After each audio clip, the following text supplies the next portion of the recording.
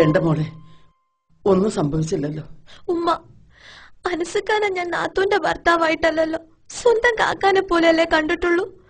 മിന്നുമോൾ അങ്ങോട്ട് വന്നില്ലായിരുന്നെങ്കിൽ എന്റെ മോനെങ്ങനെ ഇതറിഞ്ഞാൽ ശംലയുടെ ജീവിതല്ലേ മോളെ തകരുക. അവനിതൊന്നും സഹിക്കാൻ കഴിയില്ല. എന്റെ മോനെ എനിക്കറിയില്ലേ. മുത്തുക്കാക്കാനെ അറിയിക്കാതിരുന്ന? വേണ്ട മോളെ വേണ്ട, അവനൊരെടുത്തുചാട്ടക്കാരനാണ്. അവനെങ്കിലും അവിടെ സമാധാനത്തോടെ ജീവിച്ചോട്ടെ.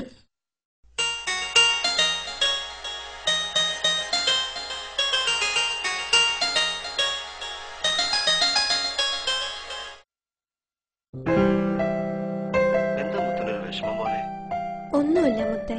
മുത്ത മധുരമൊന്നും കഴിക്കുന്നില്ലല്ലോ.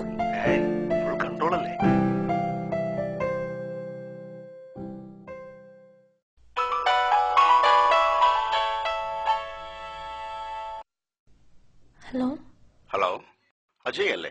അല്ലല്ലോ, റോങ് നമ്പർ.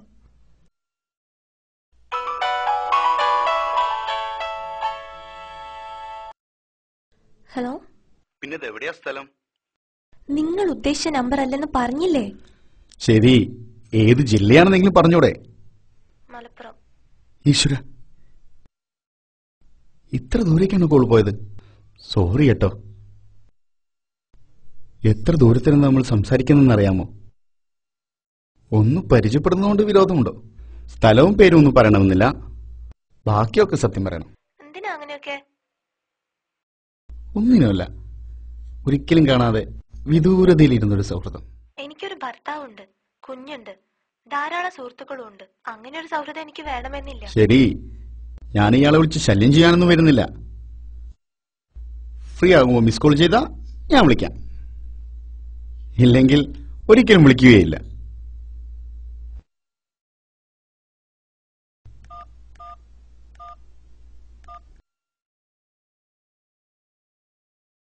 അജി തിരക്കിലാണോ?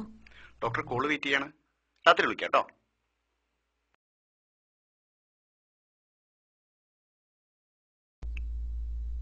എന്റെ കഴുത്തിലും മാച്ചോട്ടെ.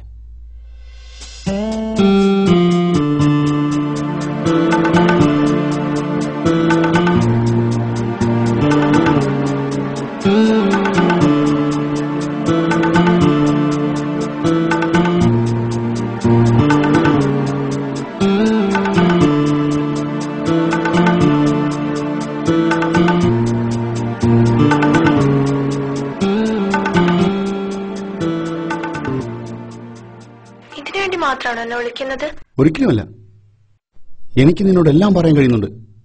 എന്റെ വിഷമങ്ങളും പ്രശ്നങ്ങളും വികാരങ്ങളും എല്ലാം. ഇനി എനിക്ക് നിന്നെ പിരിയാൻ പറ്റുമെന്ന് തോന്നുന്നില്ല. വയ്യ, എനിക്ക്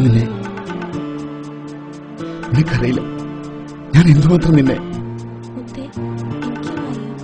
എന്തൊരു ആശ്വാസമാണെന്നറിയോ നീ എനിക്ക്. എന്റെ ശബ്ദം ഒരു ദിവസം കേട്ടില്ലെങ്കിൽ എനിക്ക് എന്തോ പോലെയാണ്. അത്രയ്ക്കിഷ്ടമാണ് എനിക്ക്.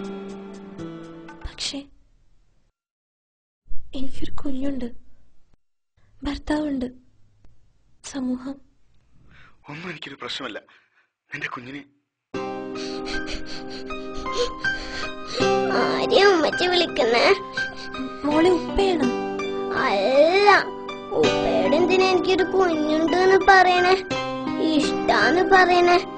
വേണ്ട ഉമ്മച്ചി, ആരെയും വിളിക്കണ്ട.